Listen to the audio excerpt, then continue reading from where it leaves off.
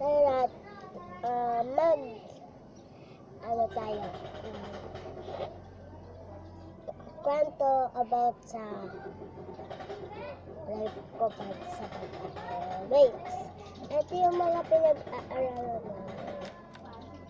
Science, Filipino, mga grade pang grade 4 na,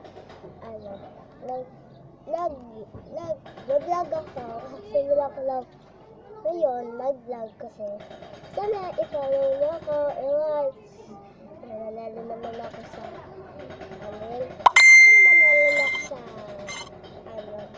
sa mga videos dito. Sa susunod na vlog ko is itutur ko kayo dito sa bahay namin. Itutur ko kayo. Pero ngayon, wala pa akong time mag-vlog, mag-tour, bukas, tomorrow or sa Sabado is sasama ko kayo sa pagbibihis ko. Diba, sa linggo daw, ano daw kami,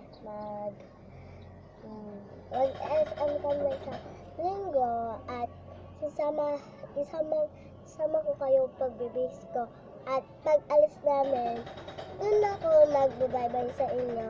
Ikukwento ko na lahat na nangyari sa akin. Or, ipapasa ko na lang dito kasi kung papayagan ako magdala ng cellphone or ito kasing pinagagamit ko pag-vlog is yung tablet kasi yung cellphone ko is wala siyang net. Natanggal ako sa net ng tito ko.